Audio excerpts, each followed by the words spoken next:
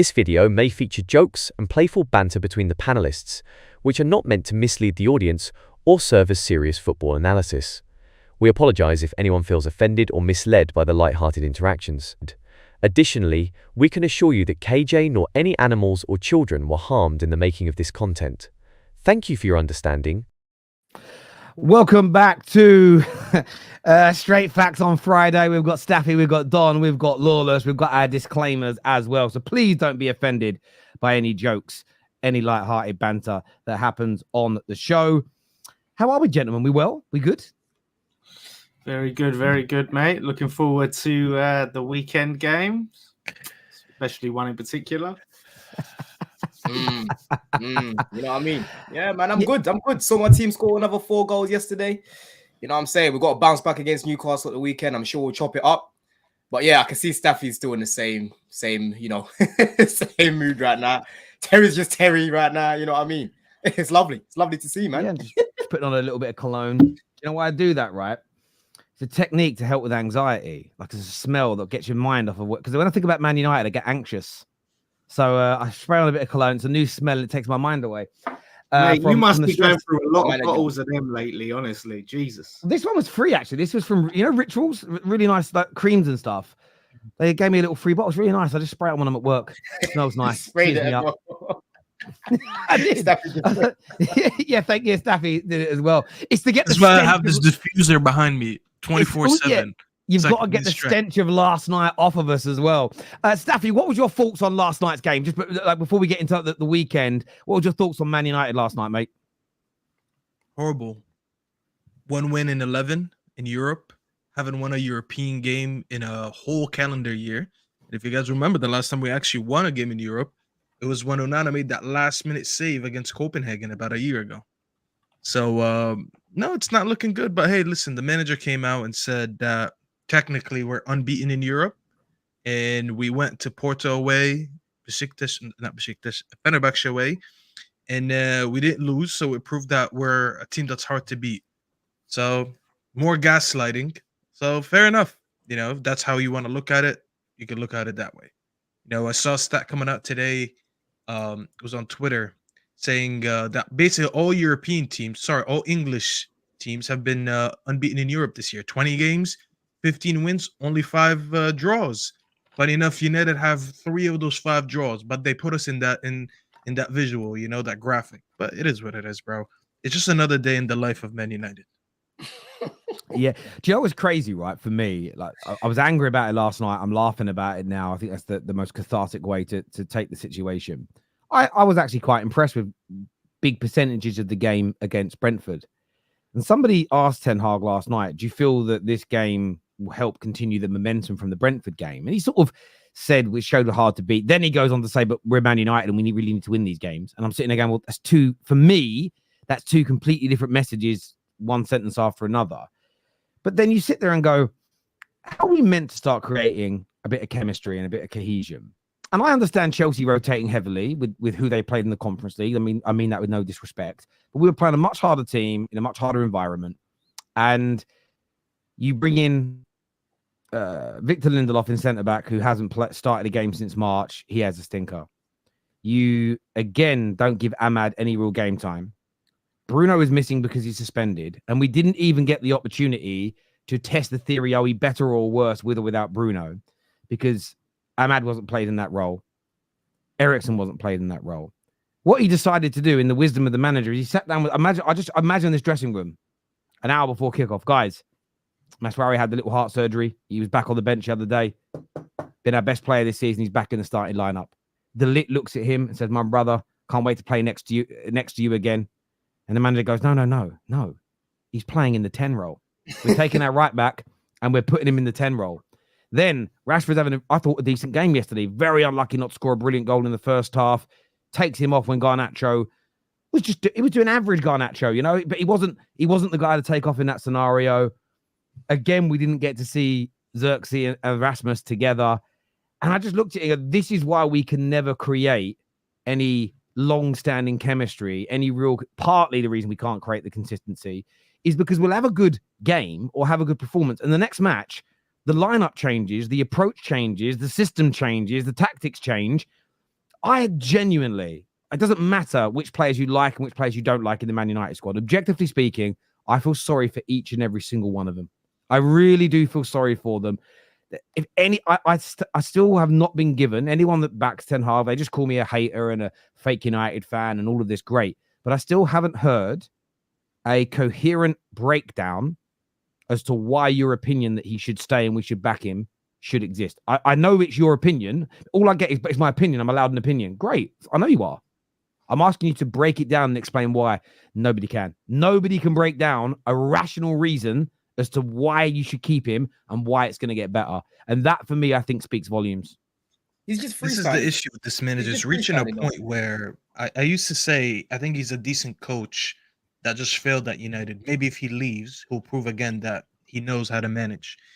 It's reaching a point where I genuinely believe he's probably the worst manager I've ever witnessed. Like it's really reaching that point, not just at United, just in general. It's reaching that point because the things that he say and then the things that he implicates on the pitch, most times they're not, they're just contradicting. So quickly, as you mentioned, I mean, seeing a right back in the 10, his explanation to it was it's just very weird. And I'll come back to it in a second to explain with another point why it's contradicting as well. He basically had Mazraoui at Ajax, and about 4 or 5 years ago, he's used him in that position before. So that was his reasoning behind it. He also said that he's used to inverting him into the midfield, so he already operates these positions.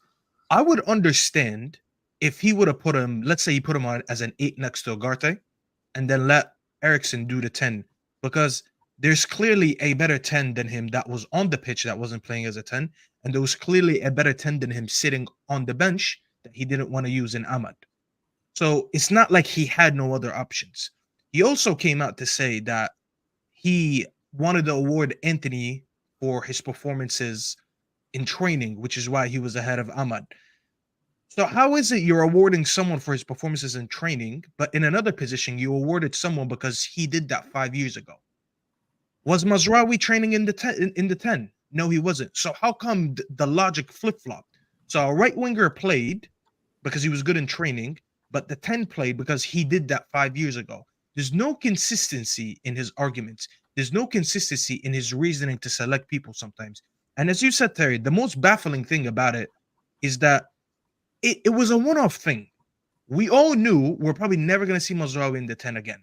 But now it's good to know that down to Ten Hag's logic, every time Bruno is not on the pitch, I'm expecting Mazraoui now in the 10. Because that's the logic you gave me.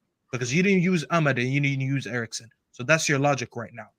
But there's no sustainability in it to the point that you didn't even get the result and we didn't learn anything from this team. If we would have left the result, you would have been like, you know what? It's just a tough day. We have injuries. We went away. We picked up the 3 points. That's all we needed. But we didn't pick up the result, which is why this game was a complete waste. The losers that think that, oh, but we didn't lose, so that's the benefit to leave with it. I'm sorry that you're a loser and that's how you think in life, because that's probably how you think in your life as well, not just with United. Because you can look at it and say, okay, we didn't lose. All right. I only won 1 game in my last 6. I only won 1 game in my last 11 in Europe. How many leads did I let go of in the last 10 games in Europe? About 6, I think. We've taken the lead 6 times in our last 8 European games and failed to win any of them. Honestly, Terry, that's a great stat, because when you lot scored, I literally sat there and said, yeah, they're going to concede. They're going to concede. It's the same theme. I was seeing the same things with, that's what I'm saying, Poch and Ten Hag, very, very similar. Yeah? Staffy, you're past that point of even getting angry. Now you're just like, I'm just waiting for my watch-alongs. I don't even get angry anymore. I got angry when he was kissing fucking Tadic on the cheek after the game. That's what pissed me off. I'm like, bro, we're sitting 21st in the Europa League. And you're dapping up your old mates. Yo, Tadic. Nice seeing you, bro. Bro, fuck off and go back to the locker room. You should be pissed. Bro, no wins in 3 games. Bro, of course there's going to be bigger things than football, innit? But end of the day, both of you guys have an emotional connection to the club. And you've got a guy right now. Because remember last year, Terry, I kept saying Poch is a spy. This man is doing spy-like things, bro. Yeah? There's no way that you can even try rationalize playing Mazraoui in the 10 over Ahmad. Like Ahmad, when he was about to come on, he was fuming, bro. Yeah, fuming. The guy that was talking to him was like looking at him and trying to explain, and he could even see that he was fuming as well. For me, if I'm as agent, I'm saying, yo, we gotta get the hell out of it. There's no. Do you know what's funny about it, right? You were right. I knew we were going to concede after we scored, and I hate that feeling because we know the patterns that United go into when we take a lead. It's we become a bit more defensive, but it's like the players almost don't believe in what they're doing. We see these patterns because I called it the Jose 2.0, and I'm talking Jose since he won his second league title with Chelsea the second time round. He's been a different manager since then. You even saw Fenerbahce do it. I think part of the reason they did this is we changed our system a little bit, which helped. But I'm watching a lot of the game back last night once I finished the stream. Jose's team pushed, got their equalizer, and then did what Jose's teams have done since about 2016 now, at United, at Tottenham, at Roma, and now seemingly at Fenerbahce. That's why the fans are turning on there. He scored his goal and he sat back. And the reason why I bring that up isn't to have a go at Jose. It's to say, as Man United fans, we score a goal, I get more nervous. I'm more comfortable when it's 0-0. When it's 0-0, I almost feel more comfortable going into the 80th minute at 0-0 than I do 1-0 up or losing. I feel there is more chance of us getting a result in that scenario than there is if we go 1-0 up. It's weird. I don't feel to have no real hope that we're going to have the ability to see something through. And again, I thought De Ligt had a really good game again last night individually. Maswari had a really good game at right back all season. But you can't just get through on defensively anyway with individuals having good moments. You need to be strong as a collective, and we're just not. And it doesn't help. We all know Lindelof ain't the guy. We know he isn't the guy. You played Maswari for 90 minutes, okay? A lot of that out of position. We could have just played our normal back four for that game. Now, maybe we still draw, but I don't think De Ligt allows the dude that was behind him, I forget his name now, I'm very sorry, to get in that position because De Ligt hasn't allowed that to happen all. Masuri, good. He likes to hurt us. That's the manager. Why are we picking Lindelof? Lindelof, I wouldn't quite compare it to Phil Jones starting a couple of seasons ago. The man hasn't started since March. He's barely started a game in over a year. Why? It is absolutely, when you have enough fit players, it's ridiculous. I'm seeing the defense for him. In isolation, it would have been a good result. Yes. In isolation, if all our other results recently have been good and we were playing well, but they weren't good results and we're not playing well. So you can't use that excuse. Yeah, it's exactly. Honestly, it's genuinely crazy. Do you know what I'm saying? He's so shameless. I'm seeing him talking about me and Mourinho won a lot of trophies and that. I'm thinking, like, is this guy all right? Like, honestly, like there's actually something wrong with him, Terry. I don't want to do that because this is football, right? But I look at him and he is not a type of guy that I would want to go out for a drink with or do. Like, he just seems so awkward and a bit weird. Like, there's just something off with that guy, innit? You know what I'm saying? And I don't know if he's gonna make it to Christmas. I already said start of the season. I'm looking at him more than I'm looking at the players because I think United have got a good enough team to do something this year to get top 6 at least. But I don't know, man. I don't know what Ineos are playing now. I'll be honest with you. Yeah. Sorry, one second. I just want to mention this because I've been saying this for a while, and I'm happy that you're starting to catch on to it because you're definitely watching now enough of United where like it's definitely more of the manager than the individuals. Yesterday we got outplayed by a midfield pivot of Fred and Amrabat, 2 players that we got rid of. And I've warned people when I saw that draw, the draw earlier in the season that we're gonna play them. I said, watch, it's gonna be peak when we get done by a double pivot that he sold. Well, he didn't sell Amrabat, but he didn't renew him. You know what I mean? So those 2 players that were deemed not good enough for our team were in that double pivot that were controlling the game against us. Fred probably looked like the best midfielder on the pitch yesterday, spraying balls left and right, playing long balls in behind, just controlling the game. And you can't tell me at the end of the day that we keep selling players and signing players, and then we face our old players like we did yesterday, and they look better than us, and I'm going to blame the individuals. Because most of us didn't want Amrabat renewed. I wanted him, but most of the fan base didn't.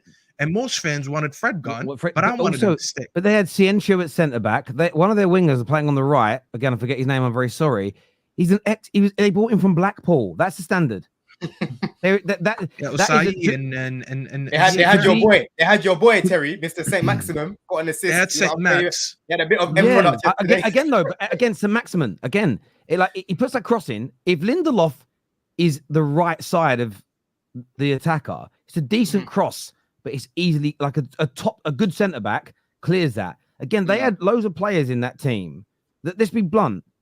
No one in the Premier League wants to buy. No, not even the best club in Turkey wants them. And as you're right, for 50, 60 minutes, they outplayed us. Some of that was system. Yes, we want to improve on some of our individuals, but to not be able to outplay them. I know maybe the first 10, 15 minutes, the intensity, the crowd, I understand that. I can stomach that. I'm not stupid. But even when we scored, I thought, right, we might settle down now. The crowd's gone a bit quieter. If it wasn't for Onana, and in fairness, I thought Ugarte had a good game in terms of what he does, breaking up play well. If it wasn't for his block and Onana's double save, we could have gone in at half-time, 2-1, 3-1 down, and fair play to them for those moments.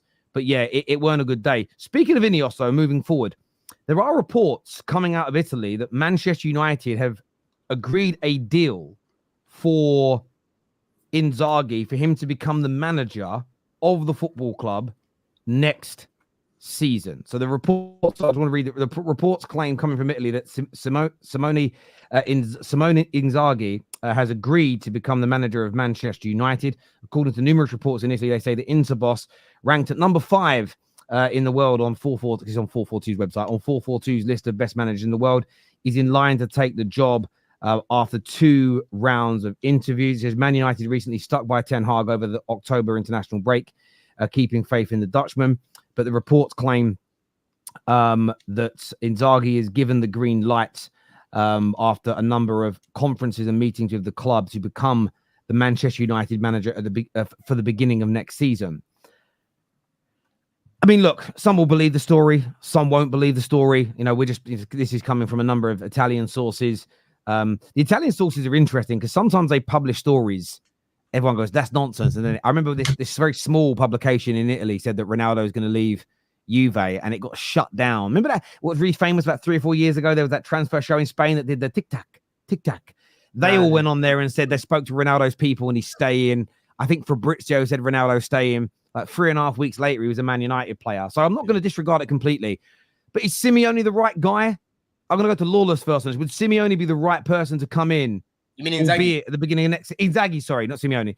Would Inzaghi be... The names of my dyslexia is kicking in. Would Inzaghi be the right person to come in at the beginning of next season for Man United? I think it's a big... I think it's going to be a big risk, for sure. But if you have the right structure coming in, and he comes in, fresh start, new manager, they've got a plan in place for, again... right, it fits how they want to play, and then they go about with a strategy for players. It can definitely work. He's a younger manager. Was he around 50 odd, didn't it? Around 50. So yeah, I don't think it's the manager that you can bring in and say, yeah, like that's a proven manager. Do you know what I mean? At this level. So yeah, I don't think it's going to be a terrible. I don't think this is particularly true. This report, I can't really believe it that they've just decided already. I think they're going to maybe take a little bit more time for them to, put their stamp on and say, yeah, he's the guy a year out. You know what I mean? With all these other potential candidates, that's surprising. That also would tell me that Ten Hag, they're not going to sack him, because if they've agreed with a new manager, they might as well keep Ten Hag rather than pay him off. Like, unless it's disastrous, why pay Ten Hag more money to sack him at this stage of the season?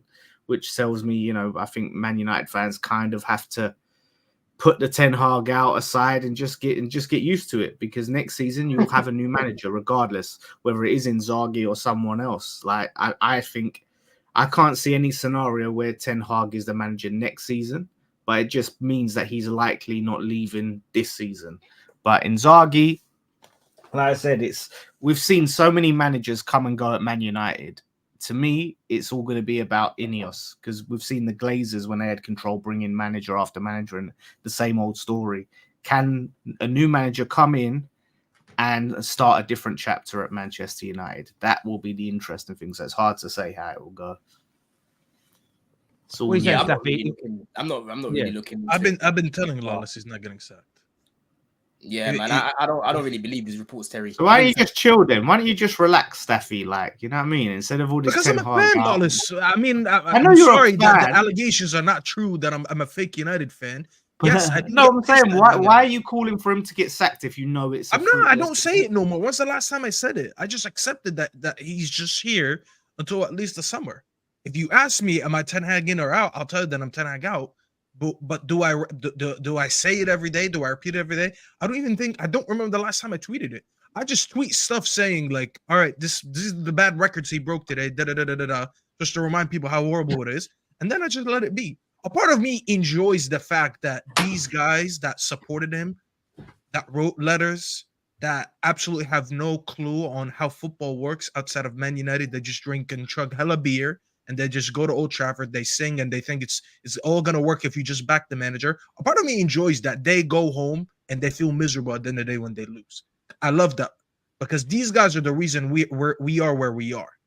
But at the end of the day, it pisses me off that he's still here and he's wasting our time. Aren't they right? Don't you think they're right? Because if he's going to go anywhere, do you think they're right to say, look, he's going? Like, let's just try and create the best atmosphere around the club. No, hold on. There's a difference. I'm calling out the people that wanted him to stay, the people that accepted this mediocrity, not the people that accepted that we're not. Like, there's a group of us where, like, people that I speak to consistently, like Terry is one of them as well. I don't see Terry every day saying Ten Hag out, Ten Hag out. He doesn't want Ten Hag. I feel like he's just came to an acceptance that, especially after the last international break, he's not getting sacked because he didn't get sacked in the perfect time. The perfect time to sack him was over the summer or the last international break. I think we've seen enough signs that tells me, you know what, he's just going to stay at this point. So I might as well see out the season and talk about who the next manager is. This is why we're having conversations like this. There was a conversation about Xavi last week, or this week, I should say. And now we're having a conversation about not Simeone, what's his name, Inzaghi. And it's going to be like that for the rest of the season. Last week, do you remember? And then Ten Hag went and beat that guy. Yeah, but that's what it's going to be. That's what it's going to be, Lawless, for the rest of the season. Because I think it's very clear right now. Unless Ineos are the stupidest people on earth, and I hope that they're not, and I don't think that they are, I'm thinking they're just going to give a clean slate to the new manager. And I think I said that to you last week. They're just going to bring in a manager in the summer where they just, right now, they're just like, getting everything ready for him, implementing the structure and everything they want to do. So when he comes into the summer, he's ready to take on just the coaching job. Everything is set for him. We got the players that we think will be ready for you. We're recruiting more players. We got this ready. We got that ready. It gives me vibes of what, because I told you Omar Barada was a part of that team that went to Man City a year before Pep arrived. So he kind of understands the whole idea of laying down the foundation before the manager comes in. And I think that's what they reach. Whether it's Inzaghi or Xavi or whoever, that's the only part that we don't know now, and we're going to find out later. So we just have to go and discuss the available managers. Because Xavi being out of a job, of course, he'd be a candidate, and maybe he would want to take it. Inzaghi, listen, I think Inter are better than us. They play better football than us.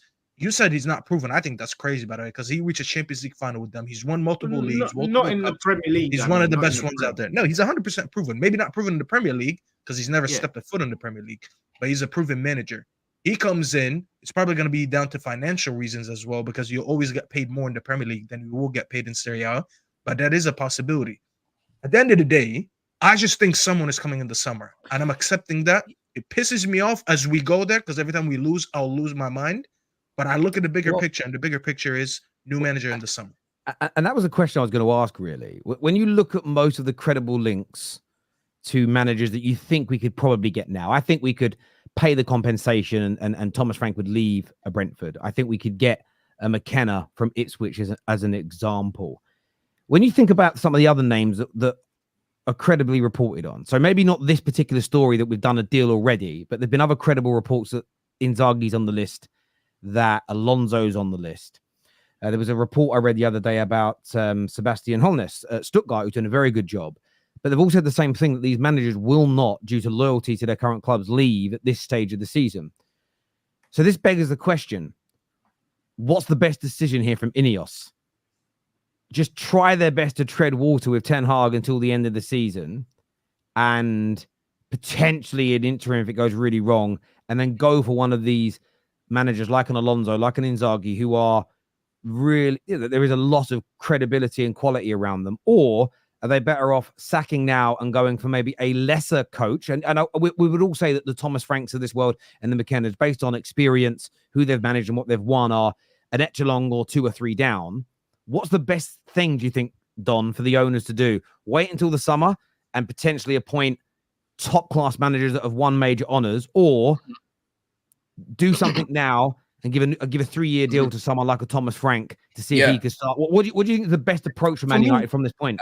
For me, that's a really good question. For me, I would probably say the second option, Terry, because you're not that far in the season where it's not salvageable, yeah? Salvageable at the minute, yeah.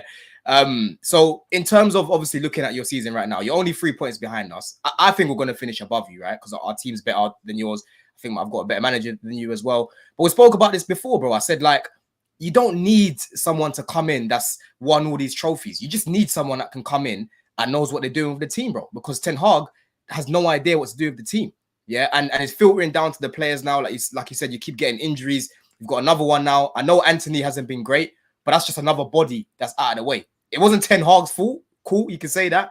But it's not a coincidence to me that all these players keep getting injured, right? So if I was Ineos right now, I would sack him, bro, and just bring someone in. If that person doesn't work within a year's time, 2 years' time, they're just not really progressing, you sack them again, bro. You bring someone else in. You know, this is the Chelsea fan talking. This is a Chelsea fan. I couldn't disagree more. I disagree with you massively, Don, man, because I feel like for them, if they say they went and got a Thomas Frank now, right? Like you said, I agree that the season's not too far gone to salvage it. When you look at it, what this Manchester United team could really achieve, this players, what Thomas Frank could do, like the top 3 positions are done. Top 4, like, no chance. Doesn't matter, like, who they get in at this stage of the season.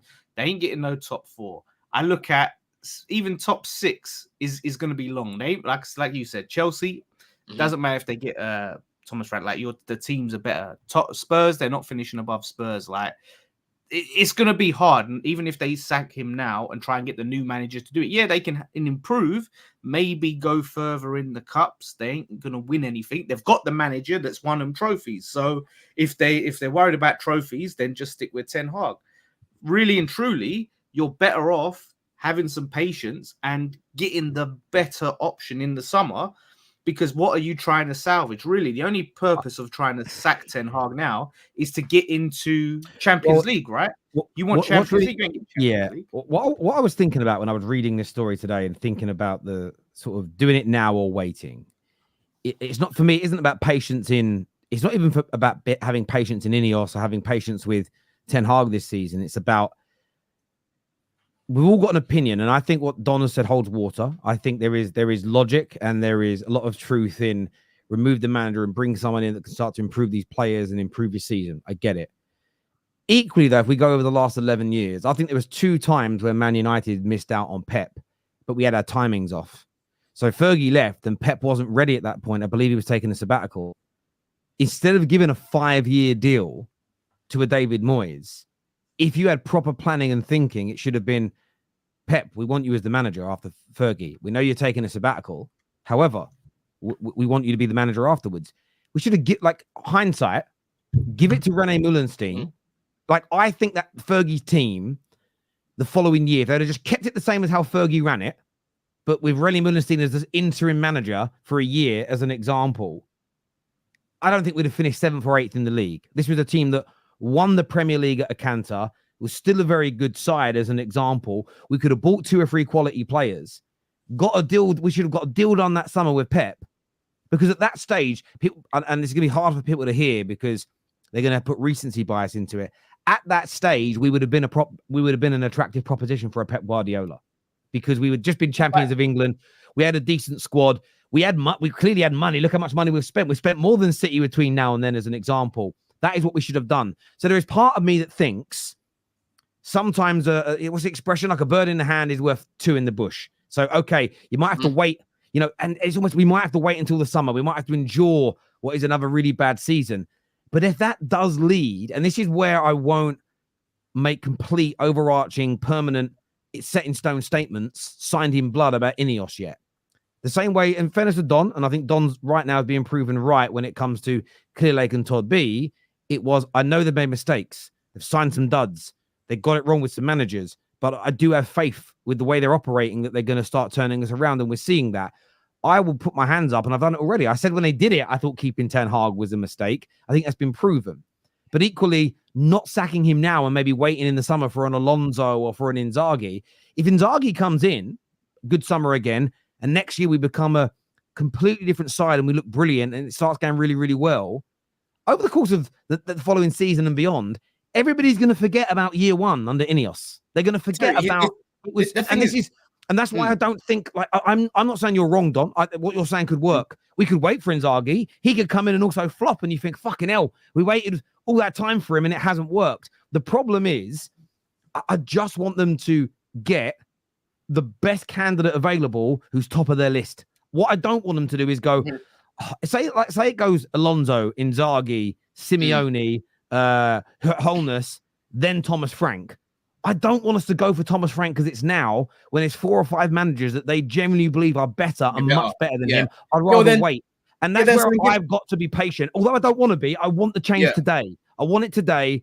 You know, I would still rather Ten Hag go and an interim takeover until the summer. Idealistically, I would still rather that. And that still may happen. That still may happen at the club. But when it comes to the new permanent manager, I don't want to rush. I get that. That's why for me, okay, then if that's the case, give the job to Ruud, bro. He can't do any worse than Ten Hag. Honestly, bro. How I kind of look at the situation right now, Terry, if you keep this guy, it's like keeping a rotten apple next to, apples that are ripe, bro. And then it's just going to, ruin those apples, and that apple's going to ruin the next apple. Ten Hag staying in the job until the summer is ruining your club, bro. It's rotten. Your club right now is rotten.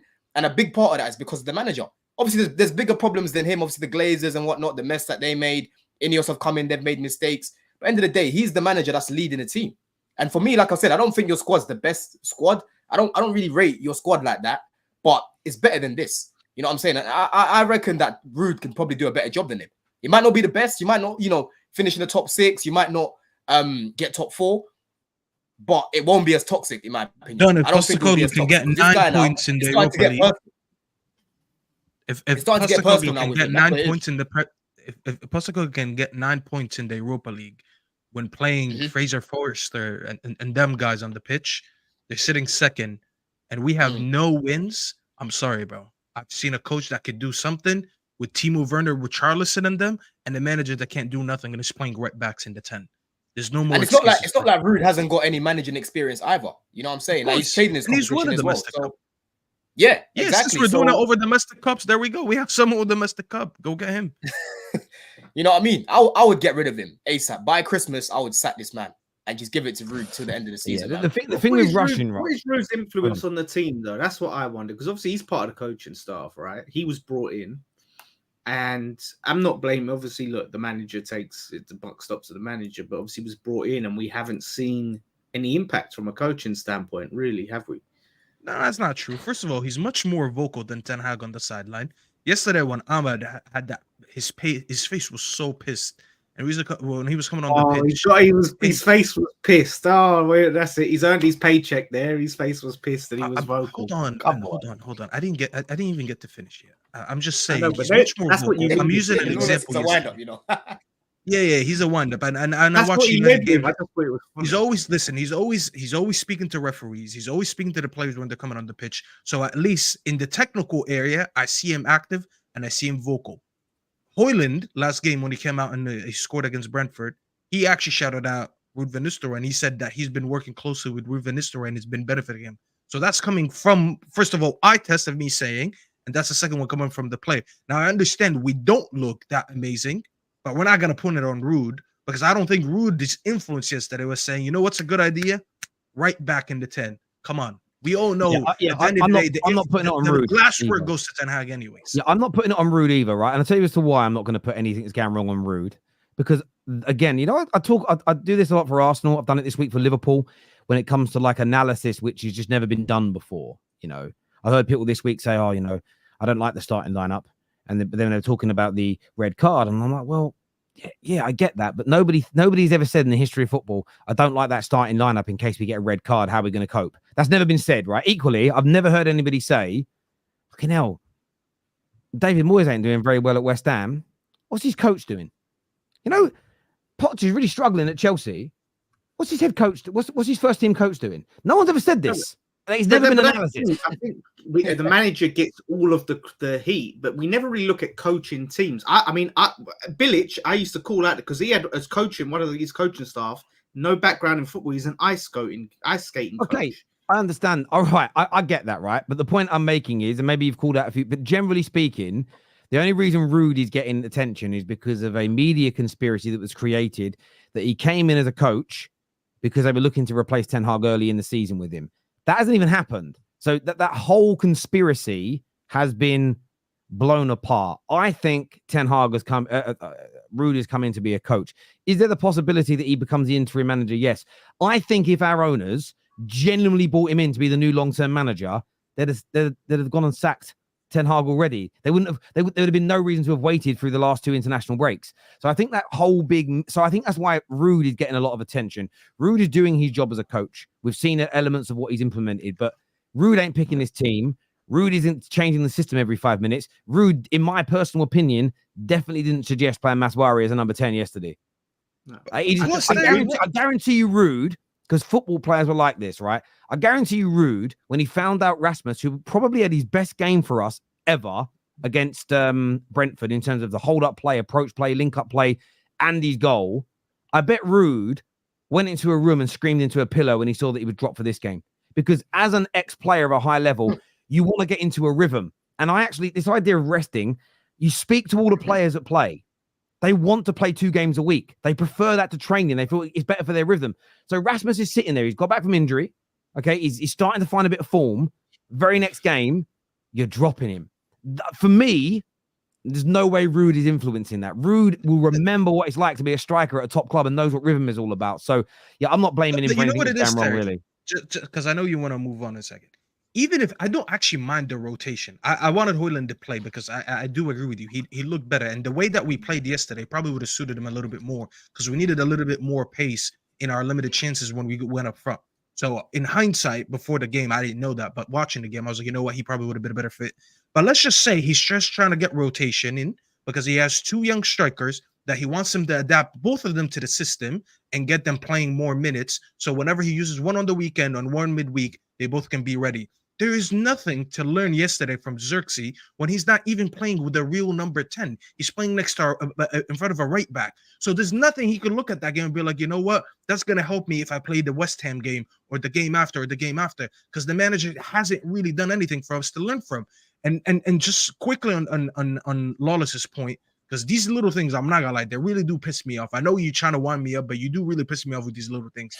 Ruud has been in the job for about 3-4 months. We had Benny McCarthy and God knows who's else. I forgot who else we sacked.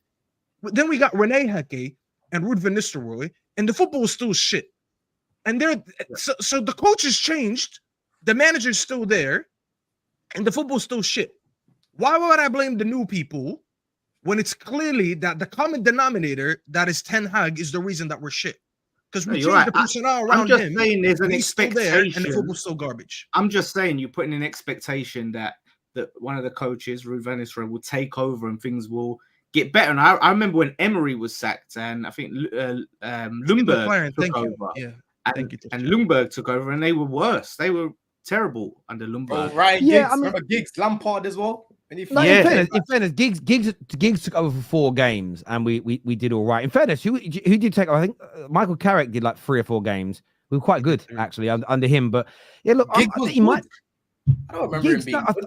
I think he won 2. Central scored against you guys. That all was I remember was him just changing up his image, wearing a suit and that. I don't remember him being Giggs. good. Well, that's because it's traditional at United to do that. But it's I think we won 2, lost 1, drew 1, which was all right. Did all right. Like it's no, with Carrick, I don't think we lost. I think we beat Villarreal or someone in the Champions League. Sancho scored, and then we played Chelsea. We drew 1-1. Sancho scored, and then we drew I think 1 more game, and then we hired what's his name? I don't think Ruud is going to be our long-term manager because if that was genuinely the plan, why would they have kept Ten Hag over these last couple of games? They would have just moved him.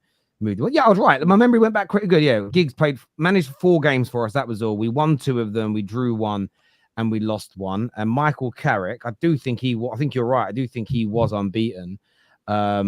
It was What year 3 was that when games. Carrick managed? What year was that? That was in Ole left. 2021, and he managed 3 games. He won 2 of them, and he drew 1. I swear we beat. No, it was Chelsea. We drew with. Did we beat Arsenal with him? No, we didn't beat Arsenal. That's when I don't Sancho remember who. scored that goal at the bridge, innit? Yeah, When him and Rashford ran at the goalkeeper, and Rashford was offside, so he had to shoot it himself. Remember that goal? Yeah, I remember that. I remember that When goal. Jorginho made Give that it mistake. to the end of season. Give it to Giggs at end of the season.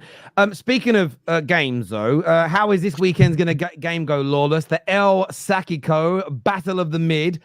West Ham United with no Mohamed Kudus versus Man United, who are on the ropes. How is it going to go this weekend, Mr. Lawless? Boy, must win.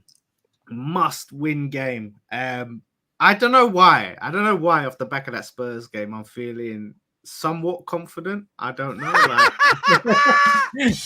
you know what I mean? It's weird, but no, but listen, we're at home. Your record against us at our ground is poor. I don't think Ten Hag's ever won there. So, you know what I mean? That feels with sorry, I can't take you seriously, bro. I can't take you seriously. Is that what you're gonna come with? Is that the fucking best you can come with? Are you a good record at our ground? You being serious? Whoa. All right, do better than that. You gotta come again. You gotta do better than that, man. Come on now. All right. Well, see. Like, Talk I was some about tactics to to me, get bro. there was a list. There was a list of reasons. That's not. You know what I mean, but that is should be one of the last reasons. That should be one of the last reasons, bro. I think that's a good reason. Yeah, and plus, you know what I mean. You haven't been scoring goals. You struggle scored less goals than West Ham. Somerville, even though Kudus is out, I rate Somerville. I think Somerville's going to come in and do a great job. You played midweek, like you played last night. Do you know what I mean? We've got that extra rest. And yeah, honestly, I think defensively, like even though we've just conceded 4, I still, rate our defense against your attack. You've won 5. You've won 5. You've won 5 of your last 15 games against Man United. Okay, and look at it though. How many of them the last ones were at our ground versus your ground? Our record at Old Trafford is terrible. But record, you of those 5 wins, like 4 of them are at your ground, to be fair. But in that time, United have also we've drawn with you there once. We've beaten you 1, 2, 3. We've beaten you 4 times in that 15-game period. We've beaten you 4 times at your ground. You've beaten us 4 times, so it's 50-50 on the win ratio. But those between 4 times have been the last. When's the last time you beat us? I think it was Ollie, right? It was Ollie. The last time we beat you there was in September 2021. We just already got sacked. Yeah, beat you 2-1. So, Lawless, how would you set up for this game to beat them then? Who'd you ask, me or Terry? Yeah, Lawless. How would you set up to beat them? Listen, I don't think we've got many options with Kudus out. I think we won't change much from how we've been setting up, to be honest. I think you're just going to see Somerville on the left, so we'll have a left winger on the left. And I think it'll probably be Paqueta in the 10 and Bowen on the right. And Antonio up top, unfortunately. That's not even bad, bro. Like, that's not even bad. Like, Somerville, when he played against us, he played on the left. He was actually causing problems on that side, bro. Like, he might actually be a better option on the left than Kudus, because you know how I feel about Kudus playing on the left. I know he scored against Spurs and whatnot, but he's better on the right. Let's be real about it. You know what I'm saying? Somerville starting might actually be a bit of a blessing in disguise, because he's not shit, bro. Like, he's a good player. You know what I'm saying? Antonio up top. Let's see how he gets on. Bowen on the right. It is going to be a problem for these guys. I think he's got something for them as well. It's going to be a funny game, man, because like I said, I like your players, Lawless, but it's just that manager of yours. You've got no clear style of play. United is the same sort of thing as well. They pick and choose when to turn up. Ten Hag can just tactically say, okay, today I'm going to fix up, and then fix his things. You know what I mean? And then your manager might do the same thing as well. It's such a hard game to call. It's such a hard game struggled against the top teams, like against the mid teams and the lower teams. We've done all right, and right now, Man United are a mid team. So, and that's no disrespect, but I'm just saying, like, against the teams that you're looking at for the Champions League, yeah, we haven't been great. But this game, I think there's a lot of potential there. And like I said, the fact that your goal scoring is so weak, is a big bonus to us. That's going to help. But we haven't created enough chances ourselves. I think we've only got like 4 or 5 more goals than you scored. So Only? it's not going to be a high. What's that? I said only. You've got 5 more goals than them. That's quite a few more goals. Well, it just feels like we ain't created enough. Obviously, most of them goals came against Ipswich. West Ham have scored 11 goals. Man United have scored 7. But as you say, 4 of them goals came against Ipswich. So you take those 4 goals off, it's 7. And I'm not. I mean, you can't take the goals off, but a huge, like, what's that? Almost 1/3 of your goals came in one game. So I get where you're coming from. Yours. But that's a bit like, but it's a bit like our defensive record. Though we're going to do that. Our defensive record, we've conceded 9 this season, but 6 of them came in 2 games. Against Liverpool and against Spurs. Outside of that, against the teams that are not up the top, we rarely concede. So, I mean, if we're going to be looking at the facts of the situation here, we are seeking needles in haystacks here for positives. Yeah, but this could be the most boring game of the weekend. Honestly, this could be. I don't think it will be because of that. It's not going to be boring. It's not going to be boring. It's one of those games where, because it sounds like it could be a 0-0 stinker, it's going to be like a 3-2. 4-3 thriller. I think it's just going to be one of them matches where both teams are just going to go at each other, I think, and see who wins. I think it's going to be. Staffy, you're mute. Staffy.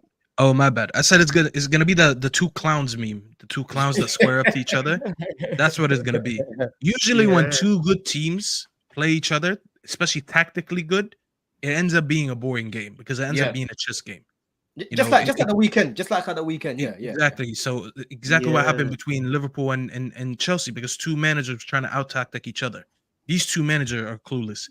And if I ever seen a manager that ignores his midfield more than Ten Hag, it's this guy Lopetegui.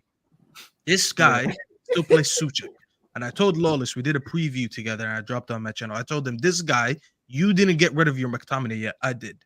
Because that's what Suchek is. They just have this Suchek guy just to run around, defend, and win a couple headers. That's it. The fact that you have these players in your midfield and you can't control your midfield just shows me how incompetent this manager is.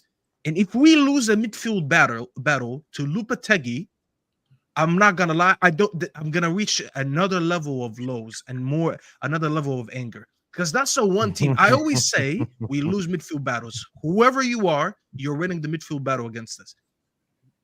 West Ham is the only team that I dare you, Ten Hag, to lose the midfield battle to them. Because their midfield is so bad, not necessarily individually, because I rate some of the players individually. Collectively, this managers just can't put a formula together. And they think they could just sit there and absorb pressure and then somehow hit on the counter. Yet they don't have players that are built for counter-attacking football anyways. That's why we've been seeing fucking Kudus playing on the left instead of being played on the 10 or on the right. Or having Paqueta in a double pivot next to one of the DMs that they have. It's actually shocking how bad Lopetegui is.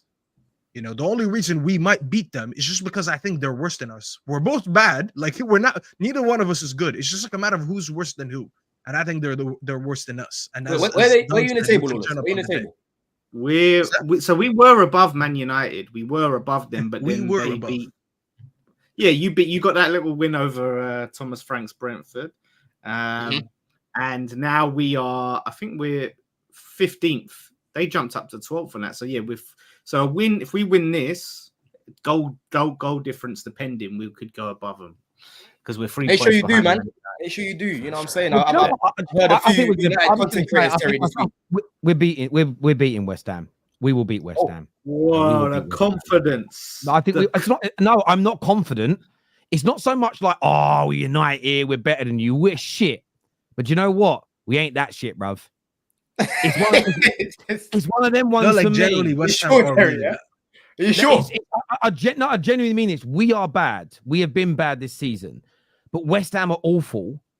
And they don't have as good a players as we do. This is literally going to be a game. I genuinely mean this. I think we have a better attack than you. Yeah, their attack's better than yours. Well, Kudus is out. Okay, but He's not there, so it doesn't really matter. I'm saying this. Over pound for pound, player for player, we have overall better players than West Ham. That's why I think we'll win. Not because our manager's better and our tactics are better and anything like that. It's not a dig. This is going to come down to individual brilliance. And I just think we have more players that can produce that. And I'm talking goalkeeping wise. I'm talking defenders stopping things. I'm talking, midfielders to block people. Yes, they have Bowen who could score them goals. And West Ham could win this game. I'm not saying they can't win. I just think it's going to come down to moments.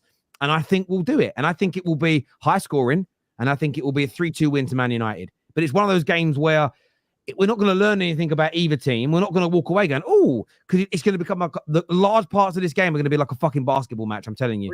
3-2. You don't think that you played last night is going to have impact? Like the fact that you played it midweek, you don't think that's going to have any impact? No, I believe, again, maybe if the manager makes an excuse, I think the Thursday, Sunday excuse is bullshit because no one ever says it about Wednesday, Saturdays. I just find it to be an absolute nonsense. It's an absolute nonsense. That is then you lot are playing at the same time as me, man. The way they do the Premier League fixtures is also, you've seen the midweek for the Carabao Cup games. All the top 6 teams are on the Wednesday, none on the Tuesday. It's like, spread it out, bruv, so we can watch more games. It's so annoying, man. Even though this year they're doing something better, Sky, every single game is available on the Carabao Cup. But why are you putting them all on the same fucking night? It's crazy to me, but I might be at the bridge. I might be at the bridge, but if not, obviously I'll put both games on in it. But when your team's playing, naturally you watch that more. Exactly, and I'm being honest with you. I'm not even speaking with chest. Someone said, "Oh, Terry, you're speaking with chest." But someone said, "Terry, you lost to Brighton away." Sorry to say this, Hazard number 10. Are you dizzy, bruv? Right? We know Brighton are a well-drilled, well-organized team. West Ham are not at the moment. If we were going to play West Ham's Moyes' West Ham, if we were playing Moyes' West Ham, maybe of 2 seasons ago, I'd have no real confidence because they were well-drilled, hard to break down, and had a lot of good results against the better teams. But West Ham have been awful this year. We haven't been much better, although we're slightly ahead of them in the league table by 3 points. I just think, and again, I don't think this is an outrageous claim. The reason nobody will click this up and it won't go viral is because everyone will listen to it and go, it's a fair point. Both teams collectively are poor, but we just have overall the better individuals. So we'll go viral if we batter you, Terry. If we battle you, it'll go viral. Yeah, but that's hindsight. I promise you won't batter us. I'll promise you that. You are so bad as a footballing team. You can't batter anyone. But you barely did it with Ipswich. That's about it. West Ham right now, you couldn't steal candy off a baby. Listen, I don't think we've been as bad as you lot. Obviously, it's easy to say that off the back of a 4-1 loss to Spurs. It's easy to say. No, I've been saying it since the beginning of the season. I've been saying it for weeks. I'm the one person you can't say it's a reaction because I've been saying, bro. Yeah, because you're just a hater. The league started. You're just a hater, Staffy. That's why. Why would I hate on West Ham, bro? I have nothing to hate on West Ham. I mean, you make me hate West Ham now, but I've never had any hate towards West Ham. I love that we're sitting here and you're conceding the fact that Brighton are better than you. But when I said that over the summer, you thought I was crazy. Oh, no. Did you see the signings we made? Look at us now. What, 8 weeks later? That's not a debate no more. You're not a good team, bro. I'm sorry. You're not a good team whatsoever. You'll be lucky if you finish in the top half of the table. If we're not a good team, then this should not be competitive. It should be comfortable. No. Don't do that. See what he's doing there. I never said. Wait, hold on. I never said that I'm significantly better than you. I'm just saying you are not good. It doesn't mean that I'm the best man to do the job and just totally annihilate you on the weekend. I can't do that because my team is not that good. Two things can be right at the same time. United are shit. West Ham are shittier.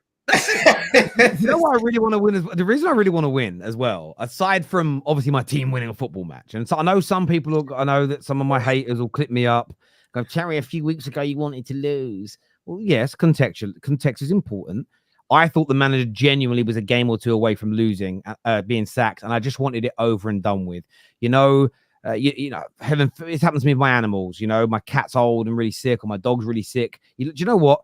We can give your dog these drugs for the next 6 months and it'll stay alive, but it'll be in pain and it'll be horrible. Or we can put him to sleep today peacefully. I always choose the option where there's less pain for my animal. I felt like that. So it was like, let's just lose.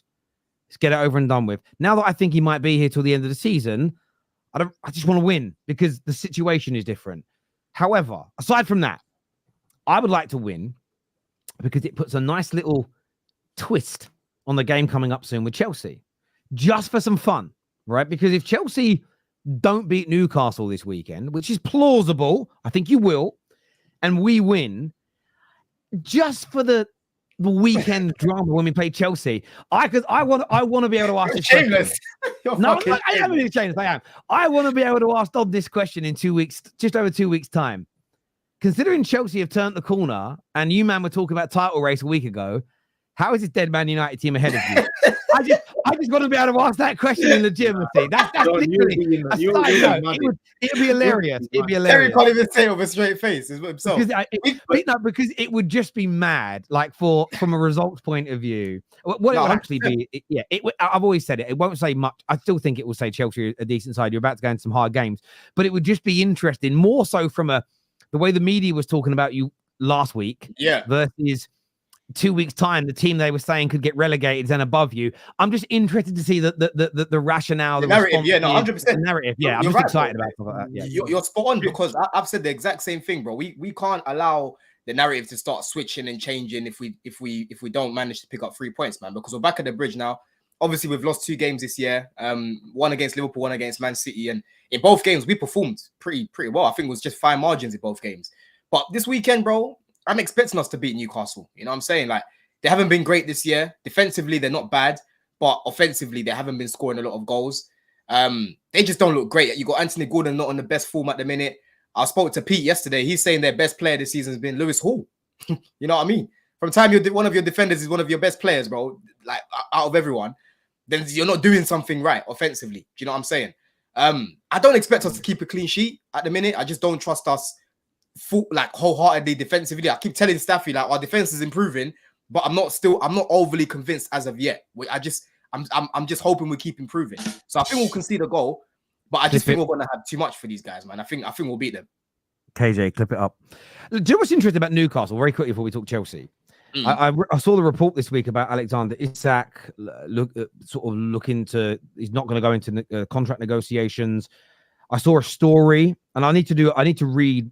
I can't read one story. I think when it's as big as this, you've got to read others. There's talk that I don't want to say this and offend people.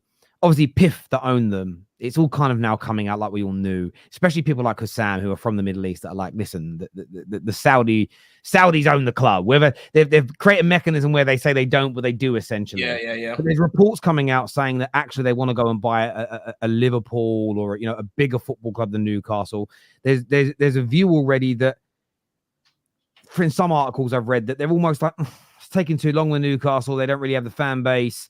We can't pump in as much money as we want because of all the rules and regulations in football. Remorse. Yeah, you've kind of got the likes of Isak saying, well, I'm here and the project's taking too long. We thought we'd accelerate faster and then looking to leave. It's an interesting situation what might happen with Newcastle, because it will prove fervently why it was absolutely right for FFP to be in place. Because imagine if they'd have run up a wage bill of £1 billion a year because they could, just to go, getting a bit bored of this now, we're going to leave and go somewhere else. You could leave a club literally fucked, right? And that's why you have to have these checks and balances. But something seems a little bit off for me at Newcastle. And I'm not saying that all these stories are true. I've said I've got to do more research on it. But it just feels, looking at them on the pitch, looking at who they're buying, looking at players not wanting to renew contracts, I feel like they're a little bit vulnerable at the moment. No win in 4 games. Chelsea no win in 4. No winning 4 games in the Premier League. Chelsea should be jumping on this like all over it like a cheap suit and taking the 3 points. It is like the perfect time. Having said that, if you guys don't win, it's no winning 3 games for Chelsea, which is not a good look for a team who's turned the corner. So I'm really intrigued about this game. I think the only annoying thing is on the same fucking time as Man United, which is frustrating when it doesn't need to be. Newcastle as well. Like Don talks about Chelsea's defensive record. Like Newcastle ain't really been scoring goals like that. They've been struggling in front of goals. So, you know what I mean? Like that will show how bad Chelsea's defense really is if you're leaking goals to this Newcastle side, to be honest. But it is funny because I remember when this Newcastle takeover happened, everyone was like, a lot of fans were like, oh, bring us Mbappe, bring us Neymar. And everyone like pretty much had it set on that they were part of the new, we're going to have to call it the Big 7 now. And Newcastle are going to be the new Man City. And everyone thought that was going to happen. And they just haven't been able to, like you said, it's not even just the spending. Like, because when you look at Aston Villa, like, they haven't even been able. They had that one season where they got to Champions League, but then they haven't really been able to sustain themselves. You know, they crashed out of Champions League. They had a tough group, to be fair, but they never really kicked on. And it seems like Aston Villa, who have spent money in the past, but they haven't tried to do like, you know, the model like Newcastle have, just got a top quality manager and signed some good players. And they're up there. Do you know what I mean? So they've been leapfrogged by Aston Villa without all of the, you know, flashy Saudi ownership. So that's got to be a kick in the teeth. And that story, I can see validity to that. I can see validity. It feels that there's an element of truth to it. And what's really interesting as well, somebody here said Terry is a City fan, of course. Newcastle are restricted because of the rules. Okay, but they turn over more money. They make more money a year than Villa do. They make more money a year organically than Brighton do. But obviously Brighton are ahead of them again. What Brighton are doing on the money they make is ridiculous again. They're just, and every manager comes in for us, man. A lot of that money is from us. Yeah. But they just, again, they're a well-run football club. And I'm not saying, I look at it and I felt that jump in quality from Newcastle, in my personal opinion, was because the new people came in, the new day-to-day, you know, the Dan Ashworth and co came in, and they run the club well. They raised the standards internally, and there was a buzz. I think a lot of the players now may be looking at it and going, well, where's the next step? Where's the, you know, maybe Eddie Howe is already timed out. Maybe it's a case of you've now got Eddie Howe got them to this point. Maybe it's a case of you've now got to go to the Unai Emery level, that type of manager. Maybe it's someone else of a higher standard that's already kind of needed. All of that is part of what you would call that process. And with Villa's really interesting because someone commented on our video yesterday saying, Terry, you said that just changing a manager couldn't change the club's fortunes. Aston Villa disproved that. But I don't think it does.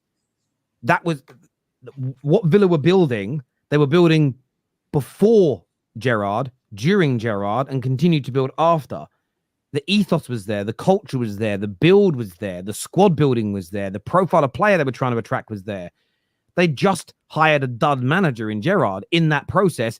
But because well-run clubs, managers are essentially plug and play. They unplugged him, they plugged somebody else in, and it worked better, right? Like a dodgy fuse in a plug socket, essentially. Now the fuse is an important part, but as long as everything else flow of electric, and that's what's happened. Where with Newcastle, it might just be Eddie Howe needs to move on. But I don't know. There feels like there's someone whose club has been run like crap, and I think Newcastle fans, if they're being honest, a club who had one of the worst owners ever in Mike Ashley.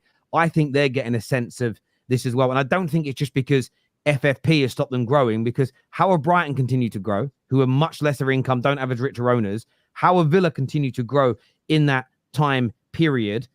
And Newcastle haven't. It's about how well run you are, how dedicated your owners are, and about acting quickly on mistakes. And yeah, it's something just feels a little odd. And I could be completely wrong. Well, they just lost Dan Ashworth to you guys as well, right? So they had that guy who was responsible for being a director of football, signing players, and that mainstay is gone. They've had to change that up, So yeah, it's a tough pill to swallow for them, to be honest. Sorry, just say FFP has stopped Newcastle. It's been proven by the APT. No, again, APT is not the same as FFP. So FFP is about not making particular losses. Yes. In the case that City won, elements, again, large, I think it was something like 23 of the 25 elements that were challenged about these rules, they favoured in terms of the Premier League. So there are going to be some subtle changes to the APT. But again, if anybody thinks that means that Newcastle can now sponsor their grass £1 billion a year, your radio rental, which is Cockney rhyming slang for mental. That is not, again, when you read all the reports that have come out of this success for City, it isn't suddenly going to make City turn over an extra 500, 600, 800 million a year. You're talking subtle increases. The rules that the courts have all said that these checks and balances have to be in place. And this is what I would say about this. I've said City won the court case. I've not backed down and said they haven't. But the level of nonsense I've seen written off the back of it about how it's going to change the landscape of football that just isn't. There's a reason that the adjudicators, the judges, have told both City and the Premier League rewrite what you've told everybody, because they're trying to. It's just crazy. So yeah, Newcastle, people can say they're being restrained. Again, if Man City didn't cheat, FFP doesn't stop teams going from being small to big, does it? If they didn't cheat, they now turn over as much money as Man City as Real Madrid, but they didn't cheat, according to their fans. Therefore, how can their fans say FFP is stopping Newcastle from growing? It doesn't make sense. So let's stop with that bullshit. Another big game this weekend, gents. Actually, no. How do you think Chelsea are going to get on first? How do you think Chelsea are going to get on Lawless and Staffy against Newcastle this weekend? Yeah, they should be winning this game. It's always hard to go St. James's Park. It's going to be a tough game, but It's at the bridge. yeah, Chelsea. Is it the bridge? It's at the bridge. We're going away in the cup game. that's Oh, we play them shortly, like straight after, in it the same week. yeah. Okay, it's at the bridge. Okay, yeah. Then it changes things slightly. But I thought I had Chelsea to slightly. Yeah, Hater. This man's a hater. I know. I actually haven't won at the bridge this season. No, I had you winning either way, but I just think it would have been a little bit tougher. It's tough to go St. James's Park, but yeah, like at the bridge, I think it's going to be fairly comfortable for Chelsea. Like, to be honest, I could see it being. I say probably 3-1. I'm probably going to say 3-1. I said the same. To be fair. Yeah, I said 3-1, man. We say Staffy. Staffy was out of it. No, I'm listening. I always do stuff. I listen to everything you said. He said 31. You didn't even know they're playing on the bridge. The way I'm thinking about this is, I think Chelsea have already proven that they have quality this year, that they're a good team. I don't think we need to talk about it every game. However, we need to now expect consistency. Obviously, you didn't win last game, so you need to start building momentum again. And I don't think any means necessary. Do you want to go to? I think you play us next. Do you play us next? Don? What day do we play? I think we play the 3rd. So yeah, we play you guys next week. So I don't think you want to go to Old Trafford. Yeah, we play 2 losses. Not necessarily that we're better than you. Like, yeah, we play you after this game. Yeah, we play the 3rd. But what was I saying? Yeah, you don't want to go to Old Trafford on 2 losses in a row. Not necessarily because we've been amazing, but your record at Old Trafford over the last decade has been very bad. I don't remember the last time you beat us at home, no matter how good or bad we've been, and no matter how good or bad you've been. So you need to start putting some performances again. You need to build up some momentum, and that momentum is going to start with Newcastle and then United. And I think only then you're going to solidify how serious you're going to be this season.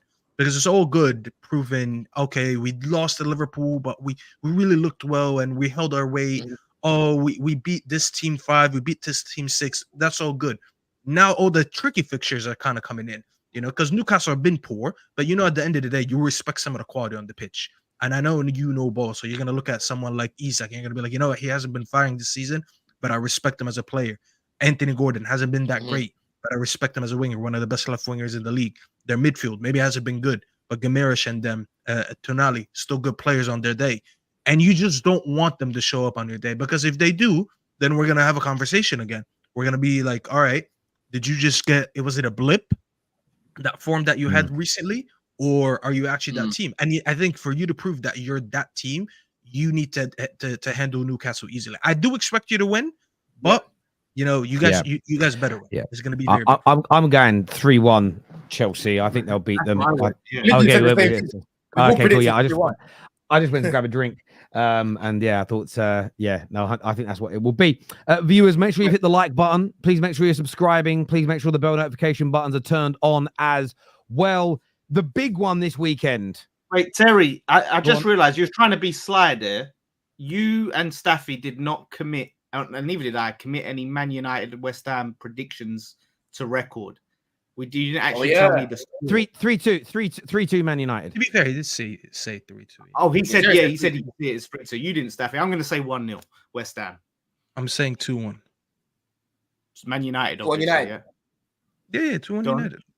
I said on the preview with you. Why are you acting surprised? Okay, look, for the Terrace audience. If anything, you said 2-1 on my channel. Now you're saying 1-0.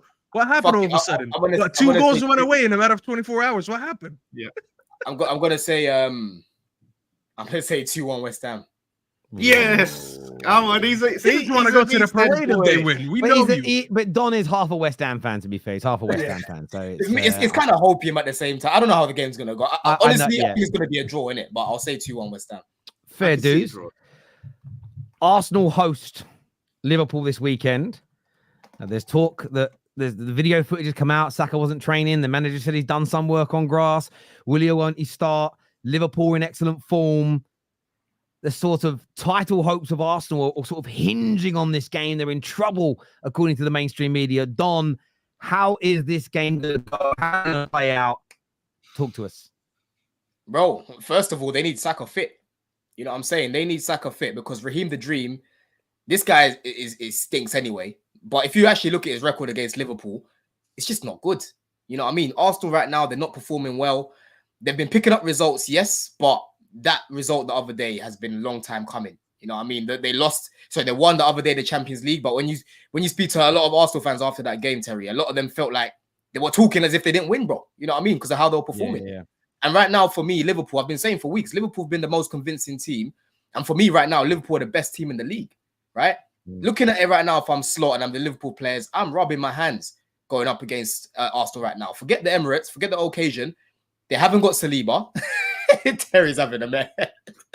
It's like half frozen and it keeps fizzy water and it keeps spilling out. Sparkling. Man said, "Oh, At my age, it's really good for my digestion. Like it stops me getting heartburn and stomach aches. I drink about 3 or 4 bottles of it a day. It's very good for you. Very good. But yeah, Anyway, looking at it right now. Like I watched Liverpool the other day in the Champions League, bro. They just controlled that game. They won again. You got Slot right now. Is it 11 out of 12 wins? The first Premier League manager to do it, or something along the lines of that. First Liverpool manager ever to do it. First Liverpool manager, sorry, to go and do that. Again, they've obviously Jota's injured at the minute, but they've still got some attacking options they can play there. It's not the end of the world if Jota's not fit. I think they've still got others that can score. And obviously Arsenal, they're missing Saliba. Timber, he might not be available. They're in a bit of an injury crisis right now. And again, we don't know if Saka's going to be available because for me, in attack, he's their most effective player. And you can clearly see that Havertz is struggling without Saka. Like against Bournemouth, bro, he's trying his hardest to do stuff, but there's just no one there to link up with. Yeah, and if you go look at the goal contributions Saka and Havertz have amongst each other, I think they've scored like 7. They've contributed like 7-8 goals each together as a partnership. So it shows me that they know how to play together. And when Saka's not there, it affects Havertz's game. Right now, I'm just looking at it and I just don't see how Arsenal get 3 points. If Arsenal get 3 points, it'll be a massive win for them. You know what I'm saying? Liverpool have to go into that game and beat these lot. Yeah? Because that's going to make it very, very hard for Arsenal to come out of the end of it and still be up there. I don't see them catching up if they lose this game, in my opinion. You know? But yeah, as a Liverpool fan right now, bro, I'm rubbing my hands, man. Honestly, I'm rubbing my hands. It's you know what? This guy, I do not buy this whole Saka, Calafiore, Timber injury. Oh, they're not in training. It's more just silly games from Arteta. He does all these little games, all these tactics, and he still doesn't win. You know what I mean? And that's the annoying thing about him. You know what I mean? He just every time he's got to use these little tactics, little dark arts. And this is going to be this game. You're going to see the darkest of dark arts in this game. He's gonna go full Arteta in this one. But I think Liverpool should still, I think, come out on top. Liverpool have gone under the radar. I said it in the group chat. Like if Arsenal were doing what Liverpool are doing, we'd hear about it endlessly. The fact that Liverpool have conceded 3 league goals all season is incredible. You done a video with Potts, Terry, and you talked about the possibility of Arsenal beating Chelsea's defensive record. Why are we not talking about that? He spoke about it, not me. I want to be very careful. People keep putting those thumbnails up and having a go. I didn't say it. It was Potsy and Sam said that. Right, yes, it's joint enterprise, bro. Okay, it was a conversation piece. It was a talking point. But really and truly, I am not going down for that one. I am not going down for it. but Liverpool are genuinely I don't think they'll do it, but they're genuinely in a conversation. 3 goals this stage of the season is mad. And as we all say, defenses win titles. You know, people say that, and their defense is doing bits right now. We've really got to put some respect on Liverpool and talk about them as serious. They're just more balanced. They're just more balanced than Arsenal, bro. Their midfield more balanced. You know what I'm saying? Their attack right now is firing more. On their goals that they've conceded, they're currently tracking to concede 14.2. It says when you break it down, but they're tracking to concede 14 goals this season. Liverpool, if they maintain this rate of goals conceded, it's 14 goals they'll concede. So they're on course, almost a quarter of the way through the season, or about a quarter of the way through. I think this is the quarter game. I think Yeah, it is. Number 9 is a quarter game, isn't it? If they don't concede this weekend, they are on course to beat Chelsea's record, which shows I don't think they will, because all it takes is one game maybe where they concede 3 goals, which is plausible in the Premier League, for them to probably not do it, but they're there or thereabouts. Staffy, who are the favourites for this game? Because a lot of Liverpool fans have pushed back against the narrative that they're the favourites, maybe even marginally, for this game this weekend. Who's the Liverpool fan? I've come across lots, like the likes of Maradon and people in the comments. They kind of hate being called the favourites for this game, and then moan that I don't praise them. I don't quite understand. I've seen a lot of Liverpool fans downplaying this and downplaying the fact that they're favourites and sort of feeling a bit nervous about this game. I back that. Listen, I said they didn't expect to be here. They didn't expect to be here, Lawless. Now they don't know how to act. That's what it is. Exactly. No. You're actually spot on. But here's the thing. I said this early in the season, so I'm gonna repeat that again. The sooner Liverpool fans understand that they made the signing of the summer with signing this manager, the better it is for them to understand that they're better than last year, because they don't see it. Everyone talks about their summer being poor. I've said that Arne Slot could be equivalent to one of our teams signing a player that changes everyone's fortunes. And they're like, oh, look, we won the summer transfer window. It's not a transfer because he's a manager, right? But he's the best signing that was made this summer. Arne Slot has made Liverpool better just purely down to the fact that he's better tactically than Jurgen Klopp. Said on Hassem's channel, I got some backlash from it saying, oh, how dare you disrespect Klopp? I'm not disrespecting Klopp. I'm just saying the facts. What I see so far is what I predicted. I was here on Straight Facts. I hope you guys have been watching Straight Facts for as long as I've been here. Every Friday. When he got signed, it was a Friday. And I came out and said here that he is going to be a better manager than Klopp. Not necessarily maybe as a man manager or that, because I don't know that much about him. Tactically, I always predicted that he's going to be better than Klopp, and he's showing it now. I think the issue is Klopp has been here for 9 years, so people still don't accept it. You guys are miles better than what you were last year, and it's showing. This is why you're conceding less. That's why you're scoring more. And that's it. Let's be honest. You had one blip in that one game against Forest, but it happens to the best of us. You know, you could be in still great form and still drop points. But so far, I wouldn't say I'm that surprised. I'm slightly surprised of how good they've been, but I'm not surprised that they've been good, I should say. Because a lot of people like Igal predicted a down year, this and that. I was never on that boat. And Liverpool have reached that point. It hurts me to say this because I hate Liverpool, but I got to be objective on them. They've reached a very good point this season where they're looking one of the most convincing teams. And I'm starting to actually worry that they might get 21 this year. I'm really they're the best worried. team in the league. Sorry, and are they on 19? Yeah, they're on 19. 20. They're the best team in the league. The best team in the league. I'm worried that they might. The bit that I find really interesting about Liverpool fans in this conversation is this is going to trigger them. No matter how good you say Liverpool are, they always want you to praise them more. And what I mean by that is that I've seen. You should not talk about Arsenal fans. You should not. Yeah, that's what I was thinking. No. Trust me when it comes to some Liverpool supporters, not all of them. Not the Terrace Liverpool fans. I'm talking outside the Terrace mainly. They're doing this thing of like, nobody expected us to even challenge. It's the beginning of a rebuild. It's a new manager. The only element that I go they're right on is when they said we didn't spend any real money in the summer. That's bloody true. But what's being ignored by everybody is this notion of it's not rebuild. This was another top coach taking over from another the previous top coach in a club that, typically speaking, has been run very well. I will agree with Liverpool fans that they could have spent more money in the last 7 or 8 years. That I agree with, but that doesn't mean you're not poor. That doesn't mean you're poorly run just because you didn't spend enough. You could argue you could be more ambitious. Doesn't mean you're badly run. There's a difference between, I think, being poorly run, like Mike Ashley run Newcastle, how the Glazers run Man United, how Hicks and Gillette run Liverpool prior, to the way FFG have done it. You haven't quite got everything you wanted, but it's still well run.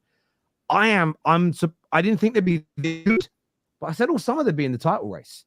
And I get Liverpool fans messaging me saying, Terry, like, they've gone from in the summer saying, why are you bigging us up? We're at the beginning of a rebuild. This is crazy. Now they're sort of talking about, oh my God, this could be one of the greatest title winning seasons ever if we do it, because nobody expected us to be there.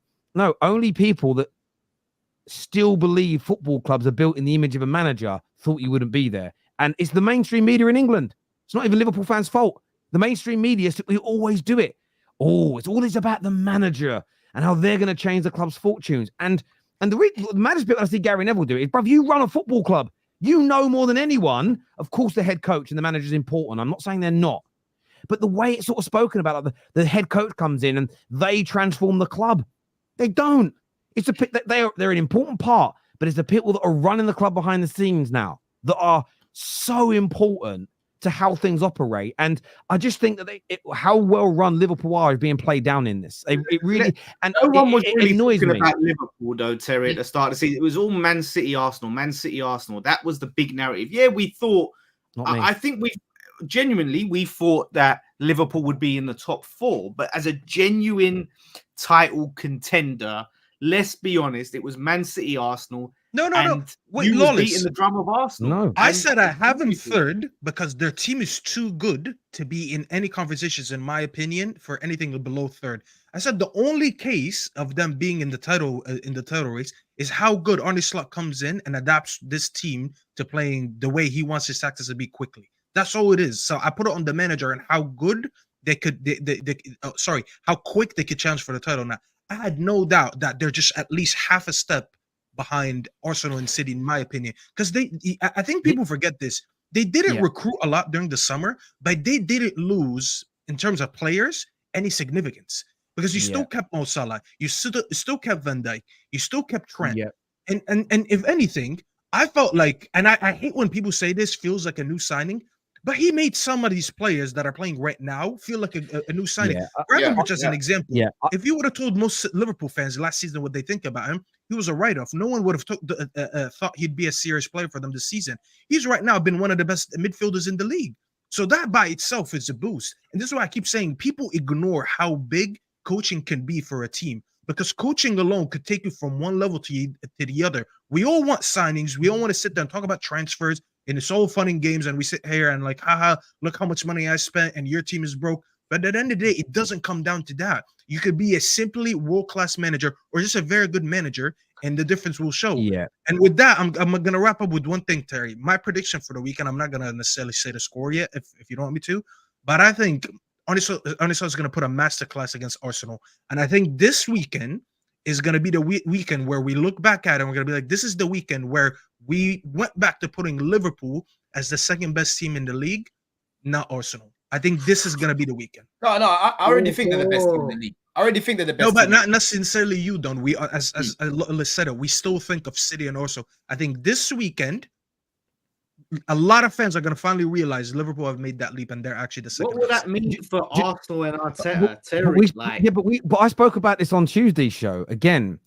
So, of course, head coaches are an important component of their football club. And if they're really good, like a Pep, like a Klopp, like Slot might turn out to be, of course, they're influential in maybe gaining that brilliant squad an extra, 10, 15 points, right? That's why these managers earn their bucks and they win their trophies. But the reason why I knew Slot was going to be a success, or I was 80, 90% sure, is because of the likes of Edwards and co who are hiring him, because they run the club well. And well-run clubs invariably get it wrong when it comes to their managers. And when they do, they quickly get them out and put somebody new in, and things improve again straight away. The best-run clubs in the world rarely go through years of foul manager after foul manager after foul manager. Find me examples of it. Well-run clubs. Not big clubs with loads of money that are not being well-run, but well-run clubs with the right... And that's why I was a little annoyed with the way they were spoken about in the summer Liverpool. Around, it's a rebuild again. They have to start again. It's going to take him years. No, if Slot was walking in to a very well-oiled machine. So if he can't get that if you can't get that, it's why David Moyes got less time than other managers that came after him. He walked into a team that just won the Premier League. Yes, we needed new players, but they were Premier League champions. If Alonso comes in at the end of this summer and takes over from Pep, and they're sitting 7th place after 12 games, that's not about giving him time. He's taken over the best team in the world. You don't need time to make that team work. You keep it working. You're not taking over expectations, though. Terry, who would you say? Slot. So Slot is, so far has looked better than I thought he would, but I knew they'd be very good. So it's even better than I expected so far.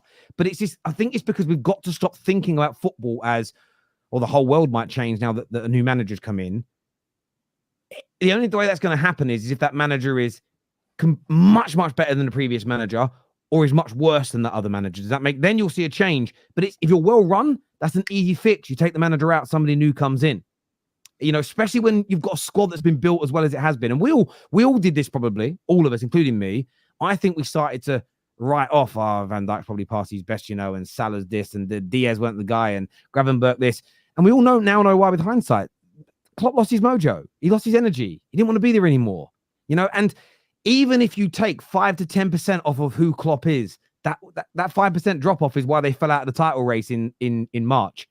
And it's different now. In terms of the game, so what does it mean for Arsenal? On to your point, sorry, I'll answer it. What does it mean for Arsenal is this? Well, a lot of people said it'd be embarrassing for Arsenal. I don't necessarily think that it is. I think that there is a strong case to say there's more world-class players in this Liverpool squad than Arsenal have got.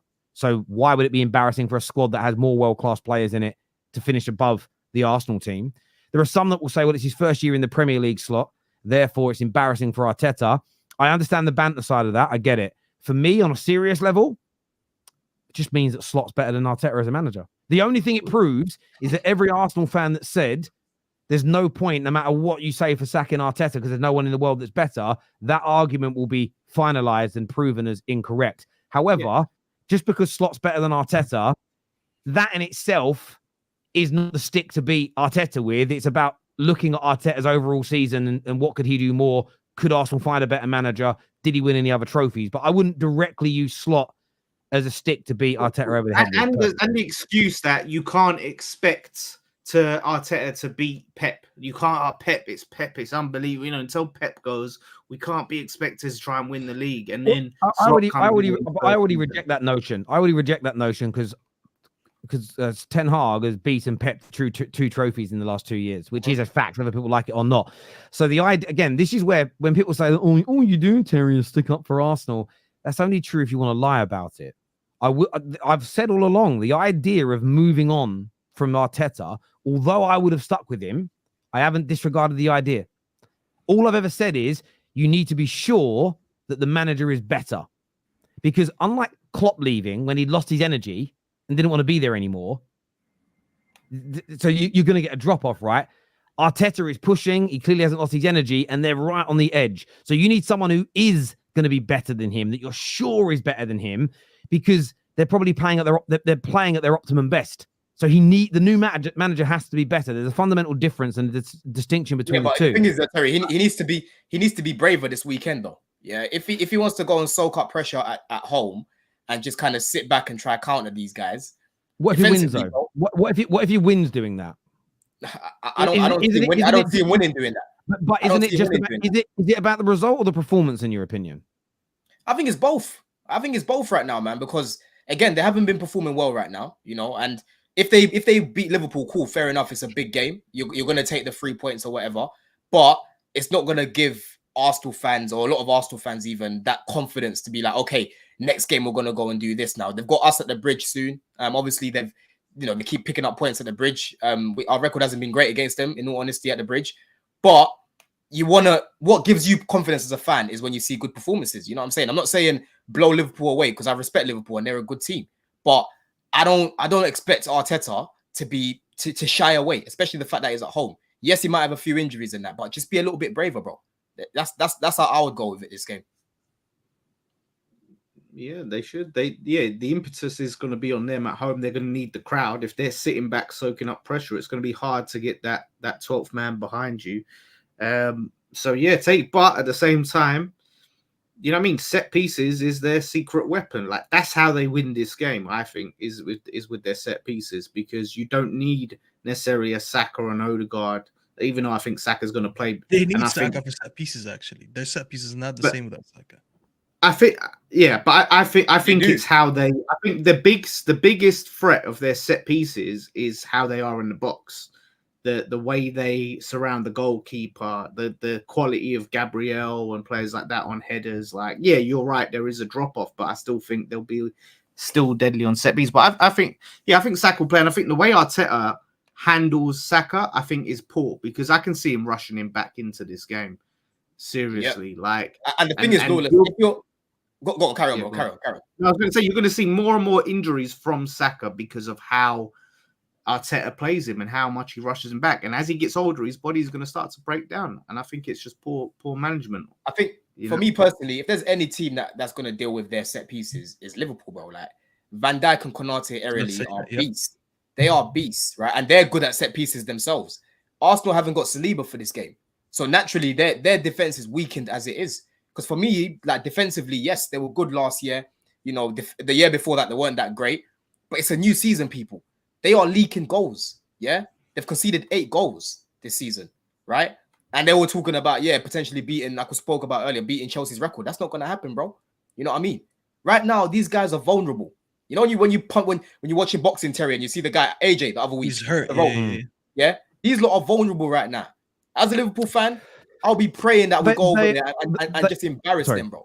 They are vulnerable, but that's why the only element I disagree with what you've said, Don, is the element of they have to have both a performance and a victory. I think their next 3 games, which I believe are against Liverpool, Newcastle, Chelsea, I believe with the injuries and the suspensions they've got across those games, I think the most important thing for Arsenal is just getting the 3 points, keeping themselves. Let me ask you something though. Do you believe that you're going to see Arsenal have a fully fit squad this season, bro?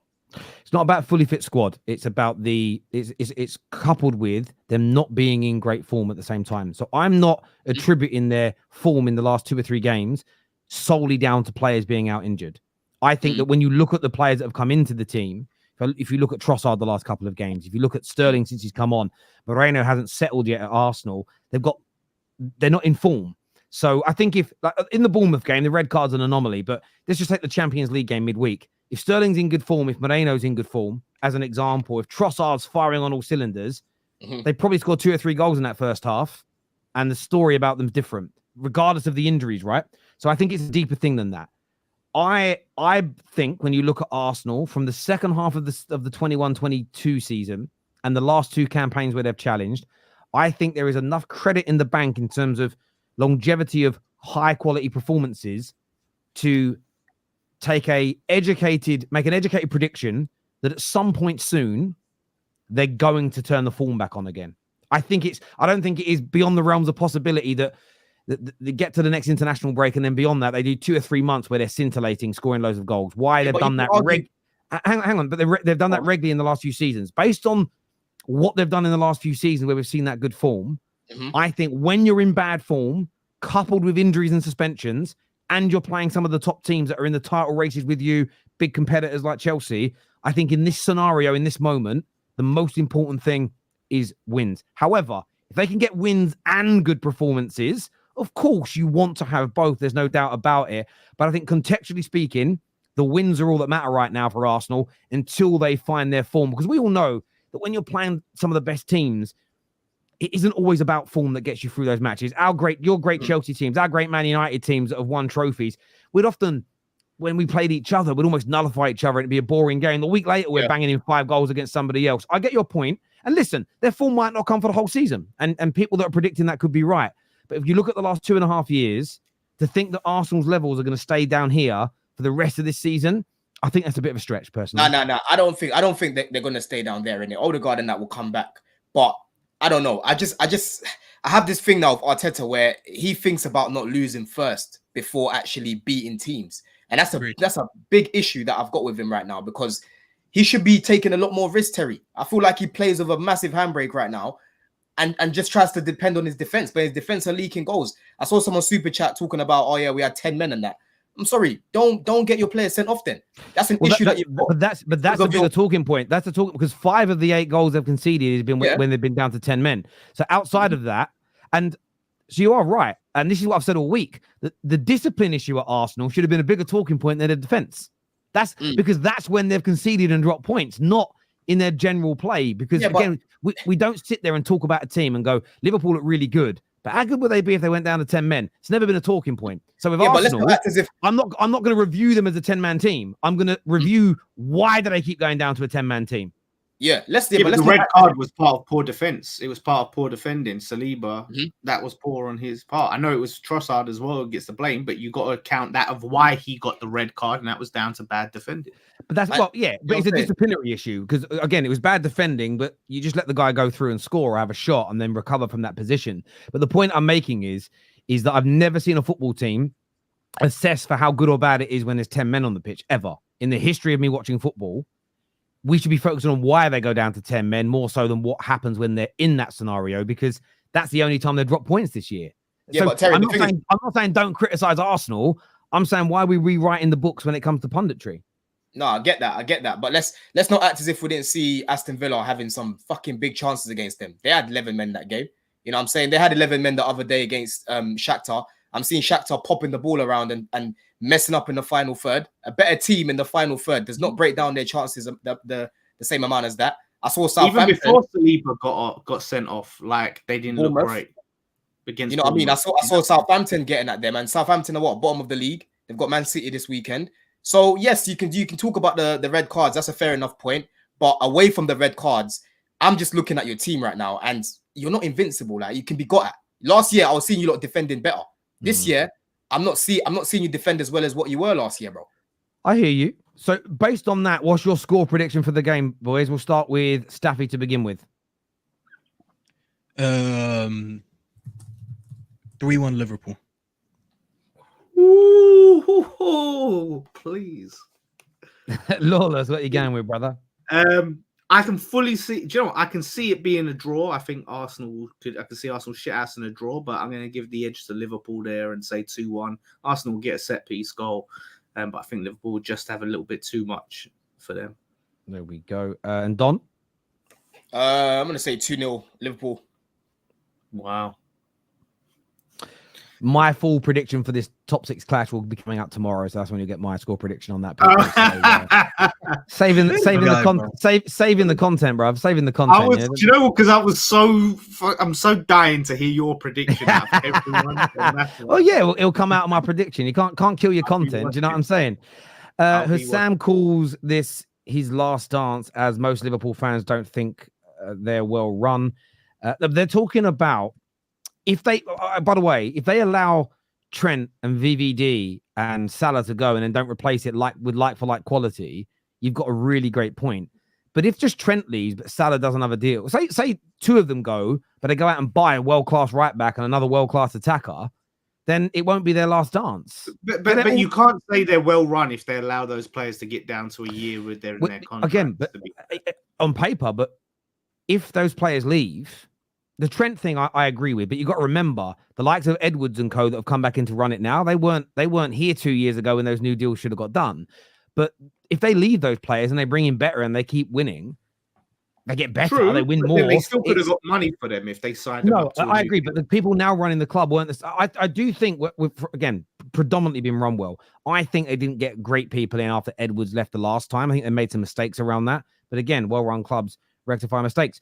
Not spending any money, but getting Chiesa and using Gravenberch correctly is basically picking up 2 big impact players for free. Listen, I hear that, Runim. This Liverpool glaze, does that mean their squad is better than Chelsea's then, Don? P.S. They're holding 3 minimum on Sunday. Arsenal fan predicting 3 goals against Liverpool. Look at this guy. He's upset. No Arsenal glaze for a change, eh? No, you know what I mean? Listen, I still think Arsenal ain't getting glazed. I still think we've got a better squad than Liverpool because, for example, like if they lose Gravenberch, they're down to Endo. There's certain positions in it. If they lose Konate, they're down to what's his name, Kwanzaa, right? But I've always said, bro, even in the summer, I said I think they've got a better 11 than us, 100%. I think our squad is better. That's what I said. Squad. Yeah, you've got more squad depth. Bermuda Guna here says Liverpool have allowed many chances to score in their games thus far. Let's not pretend that Arsenal. By the way, both teams will get. I mean, Liverpool, they've got a great record. Xerxes should have scored a brace against them. I'm just saying that now. He missed 2 sitters, so they have conceded chances as well. I think it's going to be a great game, and I'm excited about it. Create those chances. So that's a great point. It's a great point. Look, viewers, I want to thank you all for tuning in as ever. Top 6 show at 6 p.m. So be back here on the Football Terrace at 6 p.m. as we are previewing the weekend's games and getting the panel's thoughts, feelings, and predictions around the matches ahead. Don, Staffy, Lawless, always a pleasure, boys, to sit and speak football with you. To all of everyone who's hit the like button, you're legends. All of the super chatters, you're amazing. Until next time, take care, goodbye, God bless, and I'll see you all again soon. Peace.